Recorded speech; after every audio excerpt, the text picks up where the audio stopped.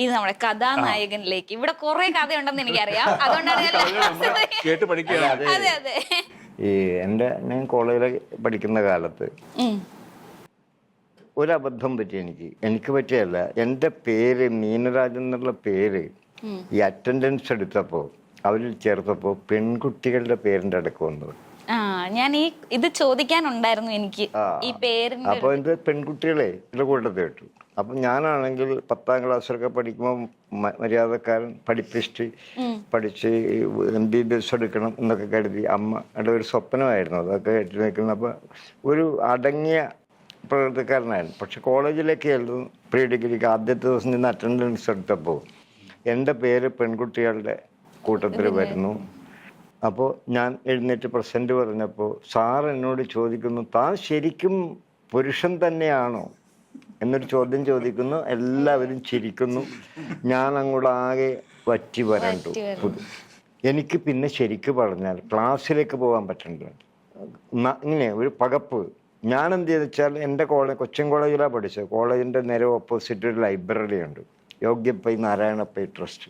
അവിടെ ഒരു പ്രത്യേകത, അന്നും ഇന്നും നമ്മൾ ചെന്നാൽ ലൈബ്രറിയിൽ നിന്ന് പുസ്തകം എടുത്തരും വൈകുന്നേരം വരെ വായിക്കാം. ഞാൻ കോളേജിൽ പോകാതെ ഈ ലൈബ്രറി ചെന്നിരിക്കും. അതെനിക്ക് ഗുണം ചെയ്തു എന്നാണ് എനിക്ക് മനസ്സിലായത്. എന്നിട്ട് ഞാൻ പുസ്തക വായനയിലേക്ക് കിടക്കുകയാണ്. ചോറും കെട്ടിയാണ് പോകുന്നത്. കാരണം എനിക്ക് ക്ലാസ്സിൽ ചെല്ലാൻ മടിയായി. ഇത് അങ്ങനെ ഒരു ദിവസം അതല്ലെങ്കിൽ കോളേജ് ലൈബ്രറി ഒന്നിരിക്കും. ആ ലൈബ്രറി പോയില്ലെങ്കിൽ കോളേജ് ലൈബ്രറി. അങ്ങനെ ഇരിക്കും. ഞാൻ കോളേജിൽ പിന്നെ സജീവമാകുന്നത് എൻ്റെ കൂടെ പഠിക്കുന്നതാണെന്ന് തോന്നുന്നു. എനിക്കന്നറിയില്ല അവന്. ഞാൻ കണ്ടില്ലല്ലോ. ഒരു ജോസഫ് എന്നാണ് എൻ്റെ പേര്. അവനിങ്ങനെ വന്ന്, അവൻ ഇച്ചിരി ചട്ടമ്പിനെയൊക്കെ പോലെ ഒരു അന്നത്തെ ഞങ്ങളെ കളക്കത്തിൽ ധൈര്യമുള്ളൂ. അവൻ എൻ്റെ തോളിനെ കേട്ടിട്ട് ചോദിക്കുക, ഹലോ ഇയാൾ സെക്കൻഡ് ഗ്രൂപ്പ് മലയാളം അല്ലേ? നമ്മൾ ഒറ്റ ക്ലാസ്സിലാ. ഇയാൾ ഇവിടെ വന്നിരിക്കും. ഇയാൾ അങ്ങോട്ടൊന്നും ക്ലാസ്സിലേക്കൊന്നും കാണാറില്ല.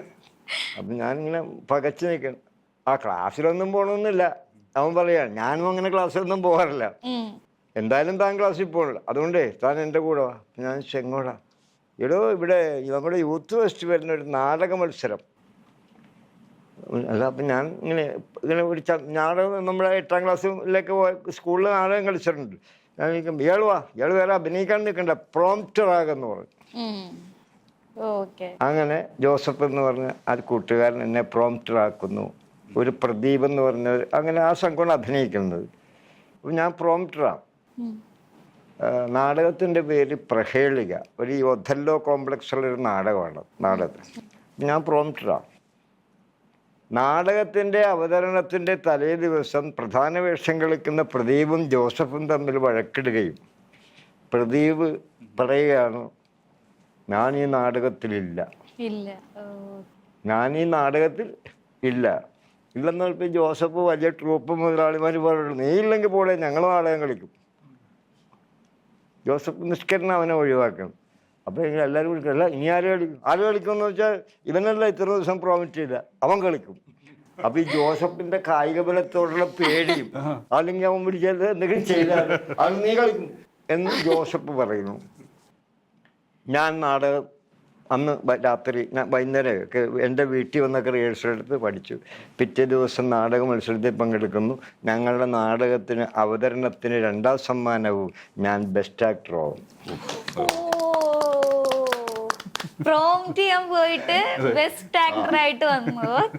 മനസ്സിലായോ? അപ്പൊ അതിലാണെങ്കിൽ ഒരു നീളം കൂടിയ ഡയലോഗ് ഇംഗ്ലീഷാണ്.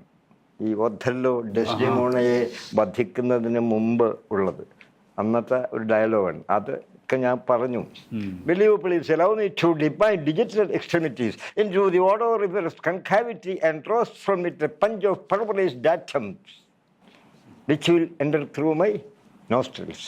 ഇത് സത്യം പറഞ്ഞാല് ആ നാടകത്തിലെ ഒഥല്ലോ പറഞ്ഞതല്ല കേട്ടോ. ഒഥല്ലോ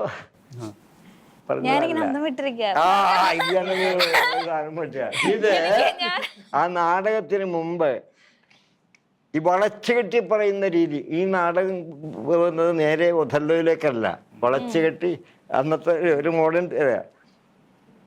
ഇത് ഡോക്ടർ ജോൺസന്റെ വളച്ചുകെട്ടി പറയുന്ന രീതിക്കുള്ള ഒരു വാചകമാണ്. മനസ്സിലായോ? വളച്ചുകെട്ടി നമ്മൾ പറയില്ല ഇത്ര കാര്യം.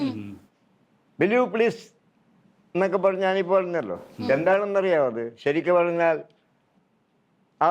പറഞ്ഞ ഇംഗ്ലീഷ് വാചകത്തിൻ്റെ മലയാളം. സ്വതവേ ദുർഗന്ധം വമിക്കുന്ന താങ്കളുടെ പൊടിഡപ്പിൽ നിന്നും ഞാൻ എൻ്റെ വിരൽത്തുമ്പ് കൊണ്ട് വെടുന്നുള്ള പൊടിയെടുത്ത് എൻ്റെ നാസാരന്ധരങ്ങളിലൂടെ നേരോട്ട് വലിച്ച് മന്ദീഭവിച്ച് കിടക്കുന്ന എൻ്റെ തലച്ചോറിനെ പ്രവർത്തനോന്മുഖമാക്കാൻ ദയവ് ചെയ്ത് താങ്കൾ എന്നെ സഹായിച്ചാലും എന്ന് പറഞ്ഞാൽ ഇച്ചിരി മൂക്കി പൊടി ഞാനൊന്ന് വലിച്ചു.